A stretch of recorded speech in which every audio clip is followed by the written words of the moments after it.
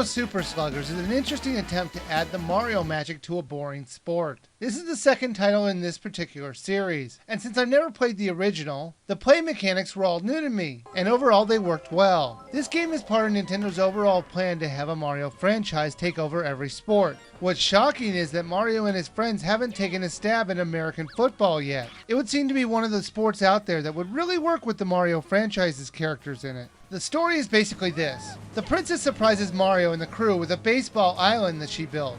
I have to assume with the Mushroom Kingdom's tax money. She builds an island with over 7 baseball fields. What a waste of money. Why does anyone ever need that many baseball fields?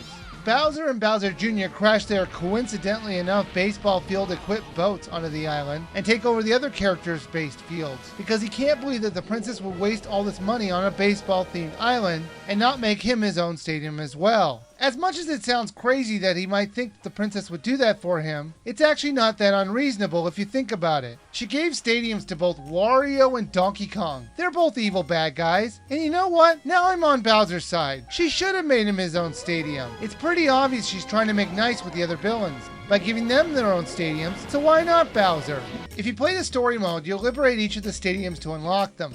I found the little puzzles in each one of the areas very fun, and I kinda hope Nintendo will run with this formula to make a whole new game. Sometimes you have to battle the enemies in the area, and by battle I mean complete their challenges. Now the worst part of this was the loading screens. They took a little too long. Sometimes it was only a quick challenge that would only take a few seconds, which made the loading screens even more intolerable. In each of the areas, there are some things and locations that can only be accessed with the correct captains, and you can switch between them quite easily once you get them to join your team. But if you want to go quickly through the story mode, all you need is 9 players to recruit, which won't take you long at all to take on Bowser and save the day. The controls felt like a step down. Gone were the great controls of Wii Sports. You still have to swing your Wiimote to bat and simulate a throw to pitch the ball, but they've been unnecessarily complicated due to the power moves. So let's start with batting. While you do swing your Wiimote, it doesn't track where you're holding the bat. You hold your Wiimote backward to charge the swing, and while you don't have to do this, why you wouldn't is baffling to me. All you do is stay charged until the ball comes, then swing away.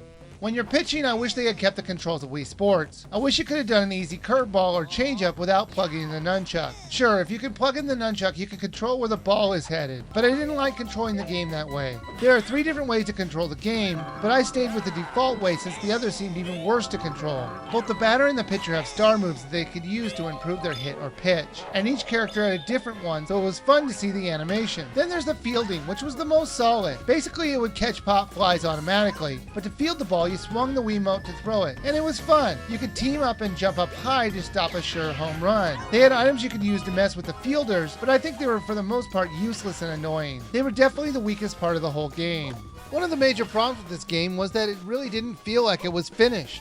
All you could do was play exhibition games. There was no tournaments and you couldn't save your character roster. There were a lot of characters to choose from, and not just from the Mario franchise, but even some from Donkey Kong as well.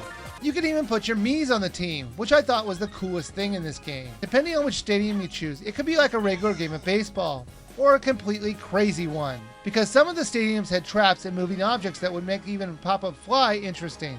But the AI was pathetic. I could shut them out in a normal 9-inning game almost every time I played, and that was on the hardest setting. There are many games and different types of offshoots of the game of baseball you could play. I didn't find any of them fun, and I just tended to ignore them. Mario Super Sluggers was fun when I was playing with friends, but when I played against the computer, it was a bit of a letdown, since I would dominate it so easily. But the story mode has some real fun parts in it, so I find it makes it easy to say rent the game. And if you find enough fun in the game while you rent it, buy it.